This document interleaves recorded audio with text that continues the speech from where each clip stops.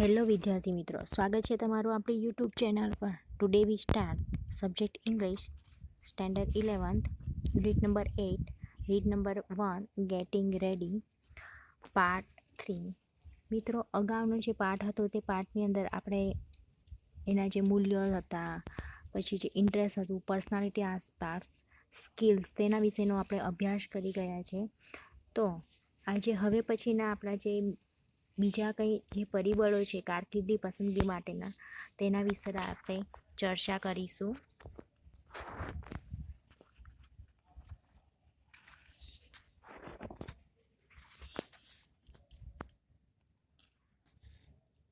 Number 5, how much control do I need over my own time. મારા પોતાના સમય પર મારું કેટલું નિયંત્રણ છે. Some people love the structure of a corporate job, other people hate it. કેટલાક લોકો એવા હોય છે કે જેમને કોઈ સંસ્થા કે કોઈ કોર્પોરેશન હોય, નિગમ હોય, તેમાં નોકરીનું જે માળખું હોય છે તે ગમતું હોય છે, તો કેટલાક તેને ધિક્કારતા હોય છે. એટલે કે તેની જે રૂલ્સ અને રેગ્યુલેશન્સ હોય છે તે એમને પસંદ નહીં આવવાના કારણે તે લોકો તેને પસંદ નથી કરતા. A working professional or a corporate employee may have less freedom regarding time, whereas the independent businessman may exercise more freedom regarding time restrictions. એક કાર્યશીલ વ્યવસાય કે સંસ્થાના કર્મચારીને સમયની બાબતે ઓછી સ્વતંત્રતા હોઈ શકે છે. એટલે કે એના જે સંસ્થાના જે રૂલ્સ રેગ્યુલેશન્સ હોય, એનો જે ટાઈમિંગ હોય, એ ટાઈમિંગ પ્રમાણે તેને કામ કરવાનું હોય છે. એટલે કે એની જે સ્વતંત્રતા હોય છે તે સ્વતંત્રતા સંસ્થા પર આધારિત હોય છે. જ્યારે એક સ્વતંત્ર વેપારી હોય છે ને પોતાનો ઇન્ડિપેન્ડન્ટ બિઝનેસ હોય, તે વ્યક્તિનો સમય પર પાબંદીને અનુસંધાને તે વધારે સ્વતંત્રતા ભોગવી શકે છે. એટલે કે જેનું પોતાનું સ્વતંત્રતા હોય તે પોતાના કોઈ પણ સમયે આવી શકે છે, ગમે ત્યારે તે વર્ક કરી શકે છે. ઇન કેસ એને જો એવું લાગે કે મારાથી દિવસના સમયે વર્ક નથી થતું, તો એ ગમે ત્યારે રાત્રે પણ જઈને વર્ક કરી શકે છે અને જો ઓવર ટાઈમ પણ કરી શકે. જ્યારે સંસ્થામાં એવું નથી હોતું. સંસ્થાનું જે ટાઈમિંગ હોય છે એ ટાઈમિંગ અનુસાર જ એને કાર્ય કરવાનું હોય છે.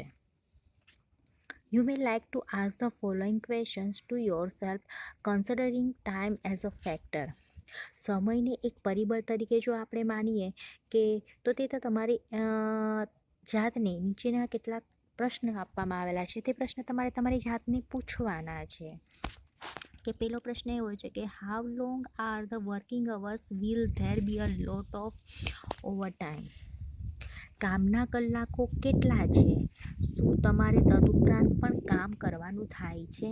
બરાબર. એટલે તમે જો કોઈ સંસ્થા કે નોકરીમાં કામ કરતા હોય તો તમારે જાણવું જોઈએ કે તમે કેટલા અવર્સ કામ કરો છો, કેટલા કલાક તમારા કામના છે, અને તે ઉપરાંત પણ શું તમારે ઓવરટાઈમ કરવો પડે છે, તદુપરાંત તમારે વધારે પડતું કામ કરવું પડે છે. સેકન્ડ ક્વેશ્ચન છે કે how flexible is the vacation policy. બીજો પ્રશ્ન એવો છે કે વેકેશન માટેના જે રૂલ્સ અને રેગ્યુલેશન છે, ધારાધોરણ છે, તે કેટલાક લવચીક છે, એટલે કે કેટલા ફ્લેક્સિબલ છે, કે વધતા ઓછા પ્રમાણમાં તમે એમાં કેટલી ઢીલાસ રાખી શકો છો. બરાબર. થર્ડ ક્વેશ્ચન છે કે R there opportunities to work from home either full or part time. શું પૂર્ણ સમય કે આંશિક સમયે ઘરે બેસી કામ કરવાની તમને તક મળે છે? બરાબર. હવે આ જે સમય છે એ સમય પણ તમારી કારકિર્દી પર ખૂબ જ અસરકારક રીતે એ અસર કરતું હોય છે. તો એના માટે કેટલાક પ્રશ્નો પૂછ્યા છે કે તમને કેટલા કલાક કામના છે, શું તમારે તે ઉપરાંત પણ ઓવરટાઈમ કરવો પડે છે, પછી તમને જે વેકેશન મળે છે, જે રજા મળે છે, લીવ મળે છે, એના જે નિયમો છે તે કેટલા વધતા ઓછા પ્રમાણમાં કડક છે કે પછી થોડાક લિબરલ રાખવામાં આવેલા છે. તમારે પૂરો સમય જ કામ કરવાનું છે કે પછી થોડા સમય માટે તમે ઘરે બેસીને પણ કામ કરી શકો, આની તક તમને મળે છે કે નહીં. આ બધા જે પ્રશ્નો છે તે બધા પ્રશ્નો તમારે તમારી જાતને પૂછવાના છે અને પછી તમારે ડિસાઇડ કરવાનું છે કે તમને કયા પ્રકારનું કમ્ફર્ટેબલ થાય છે. ત્યારબાદ આવે છે ક્વેશ્ચન નંબર 6. છઠ્ઠા નંબરનું પરિબળ છે કે what education or training do I need? Okay, what education or training do I need? મારે કેવા ભણતર કે તાલીમની જરૂર પડે છે? It's quite possible that you will need additional training or schooling to pursue your desired career path. તમારું જે ઈચ્છનીય, તમે જે ઈચ્છતા હોય તે કારકિર્દી પર તમારે આગળ વધવા માટે તમારે વધારાની તાલીમ કે પછી જે કંઈ પણ વધારાનું જે શિક્ષણની જરૂર ઊભી થાય તે શક્ય બની શકે છે. ઘણી વખત આપણે જે કેરિયર પસંદગી કરીએ છીએ એમાં આપણે અભ્યાસ બાદ કેટલીક તાલીમ લેવાની જરૂર પડતી હોય છે. તો તમને કયા પ્રકારની એવું કે તાલીમની જરૂર પડે છે કે કયા પ્રકારના તમને શિક્ષણની જરૂર પડે છે? Try to ask this question to your self. તમારે અહીંયા પણ કેટલાક પ્રશ્નો તમારી જાતને પૂછવાના છે. તો કે ફર્સ્ટ ક્વેશ્ચન છે, what degrees, licence or certificates do I need to અક્વાયર?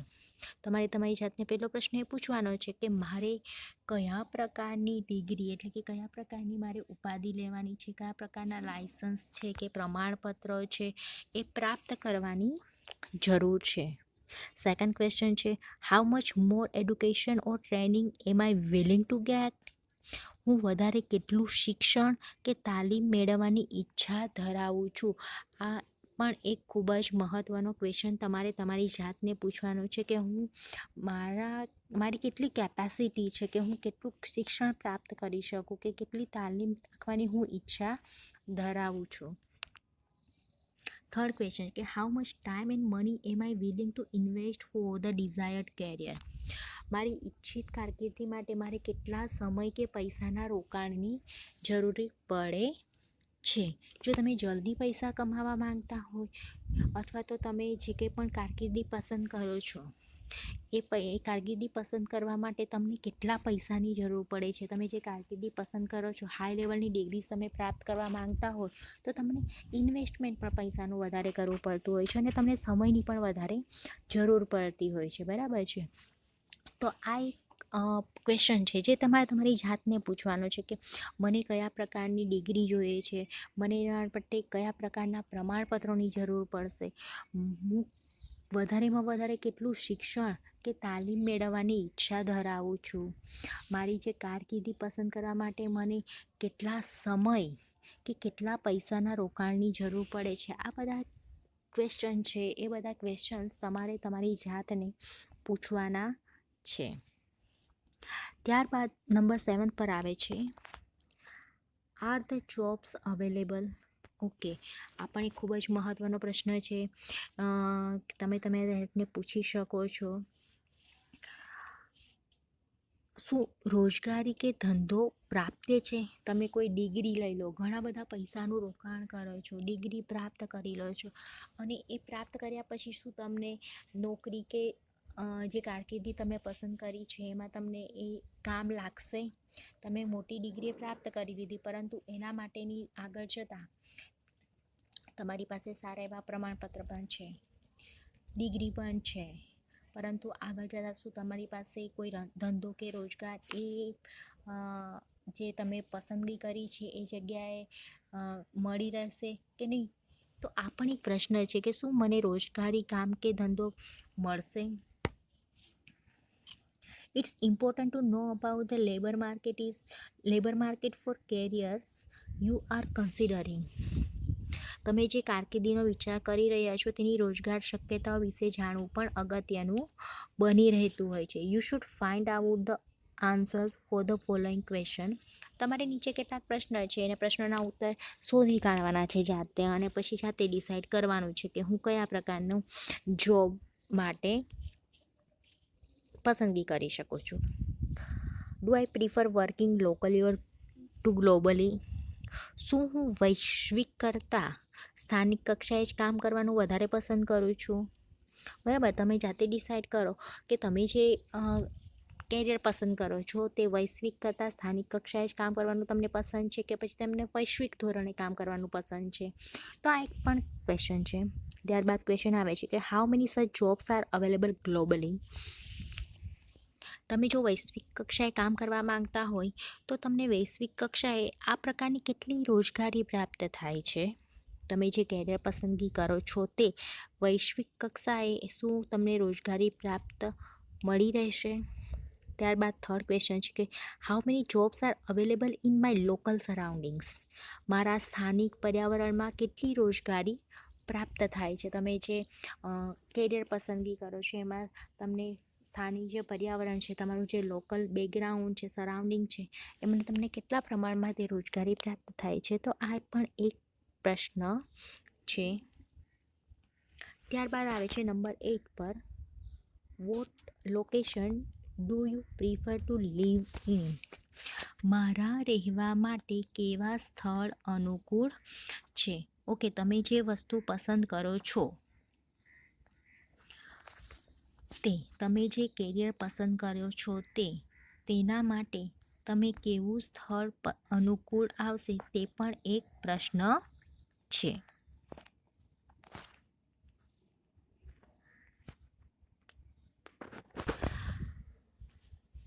The markets for particular occupations differ depending on location.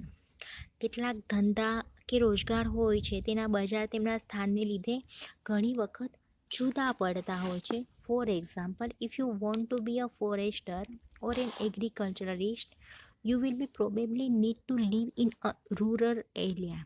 ઘણી વખત એવું બનતું હોય છે કે આપણે દાખલા તરીકે જોઈએ, ફોર અ એક્ઝામ્પલ, અગર તમે કોઈ વન અધિકારી બનવા માંગતા હોય કે પછી ખેડૂત બનવા માંગતા હોય તો તમારે સંભવત તમારે ગ્રામ્ય વિસ્તારમાં જ રહેવાની જરૂર પડે, બરાબર?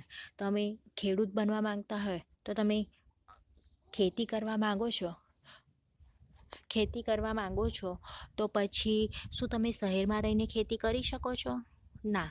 જો તમારે ખેતી કરવી હોય તો તમારે ક્યાં રહેવું પડે? ગામડામાં જ રહેવું પડે. જો તમે વન અધિકારી બનવા માંગતા હોય, જંગલ ફોરેસ્ટ અધિકારી બનવા માંગતા હોય, શું તમે શહેરમાં રહીને જંગલ અધિકારી બની શકો? ના. તમારે જો ત્યાં વર્ક કરવું હોય તો તમારે જંગલમાં રહેવું પડે અથવા તો આજુબાજુના વિસ્તારમાં રહેવું પડે કે જ્યાંથી તમને સહેલાઈથી આવી જઈ શકો. But if you want two go into finance or law, you will probably need to live in an urban area. પરંતુ જો તમે આર્થિક બાબતો કે કાયદાનું કામ કરવાનું હોય તો તમારે જરૂરી છે કે તમારે શહેરી વિસ્તારમાં જ રહેવું પડે. Urban area, whereas telecommunication jobs, freelance writing or designing jobs allow you to live anywhere.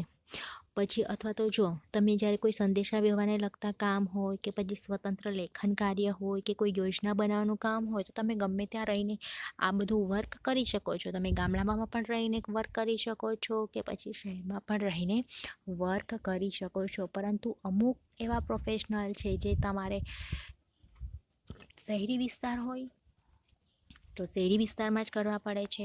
જો ગામડામાં હોય તો તમારે ત્યાં રહીને જ કરવું પડે છે. એટલે કે પ્રોફેશનલ્સ પણ તમે જે પસંદ કરો છો તે પણ જગ્યા પર તમને કયું સ્થળ પસંદ આવે છે તે તમારે જોવું જરૂરી બને છે. It's important to be happy wherever you live and have a lifestyle that works for you. તમે ગમે ત્યાં રહેતા હો, ખુશ રહેવું ખૂબ જ જરૂરી છે અને તમે એની જે અસર છે તે તમારી જીવનશૈલી પણ ખૂબ જ જરૂરી છે. Here are some questions which can help. અહીં કેટલાક એવા પ્રશ્નો પૂછવામાં આવ્યા છે કે જે તમને મદદરૂપ બનશે. Do I enjoy living in a city with a lot of events around or do I prefer a slower lifestyle?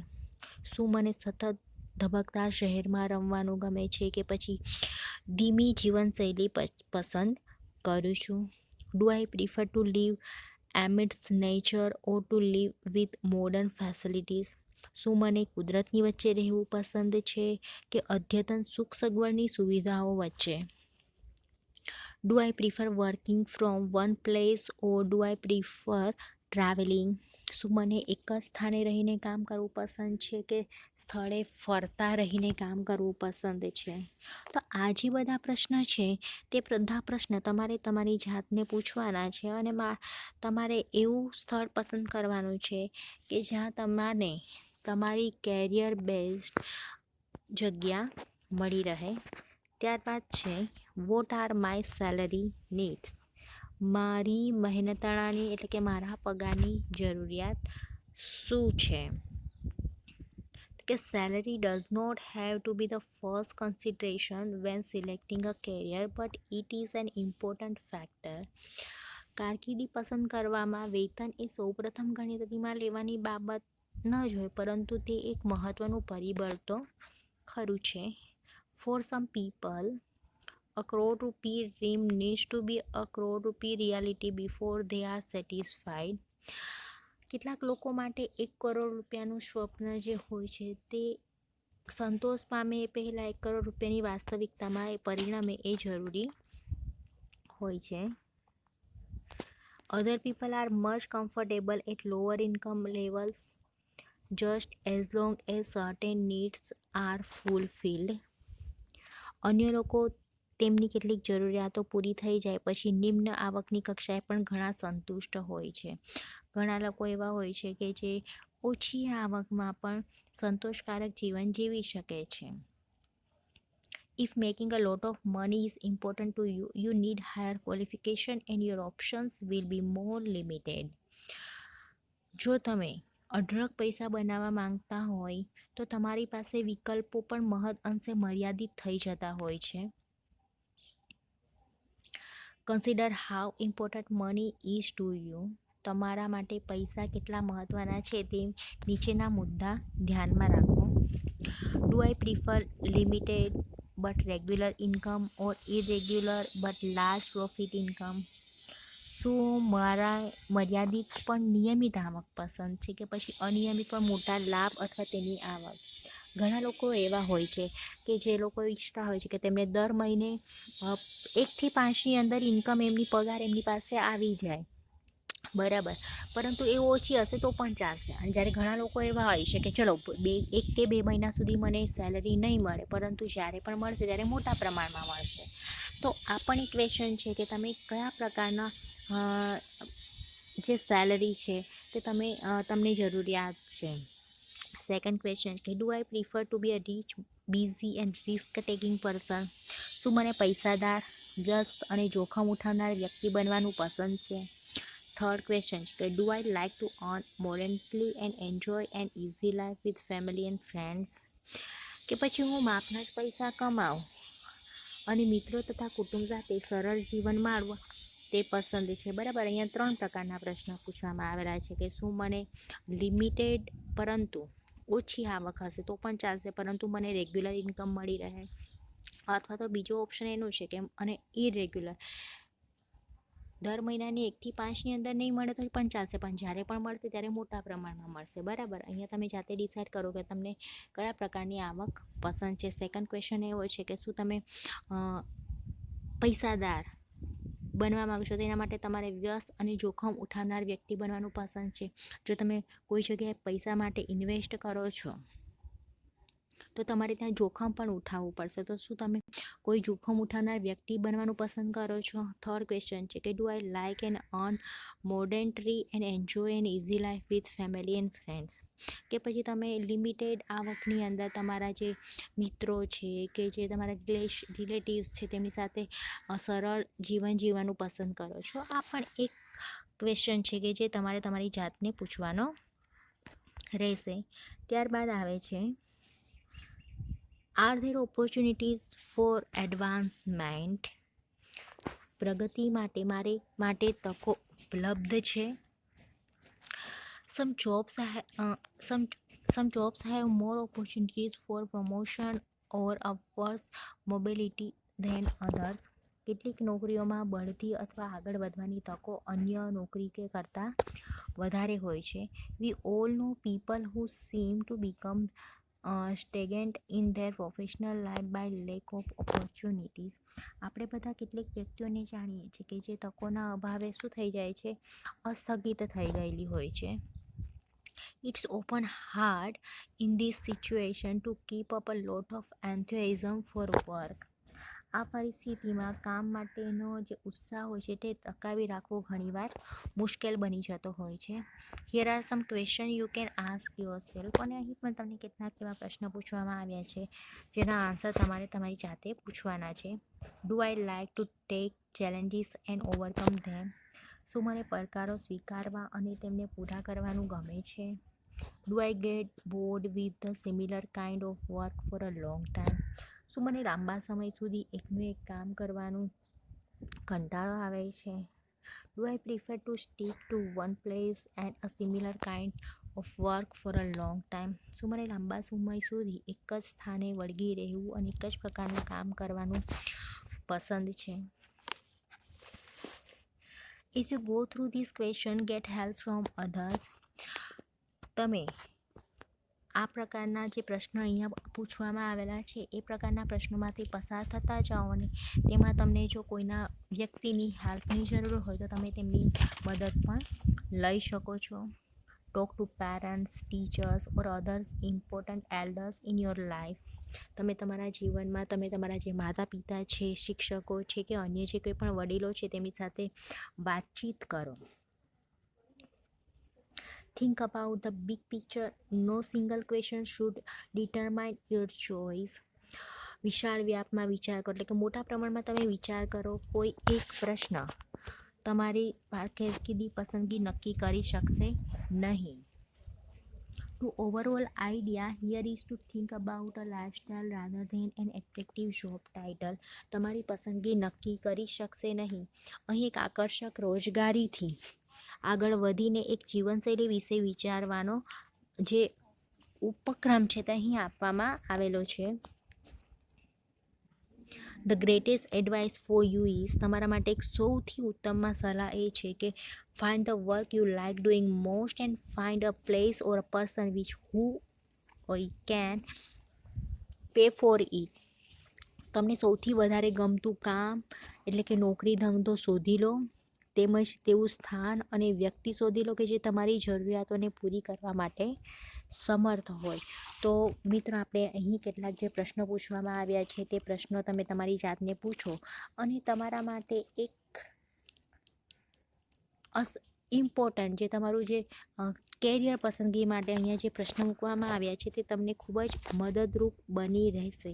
જો તમને આ ટોપિકમાં કોઈ પ્રોબ્લેમ કે ક્વેરી હોય તો તમે અમને કોમેન્ટ બોક્સમાં લખીને જણાવી શકો છો. Thank you. આભાર.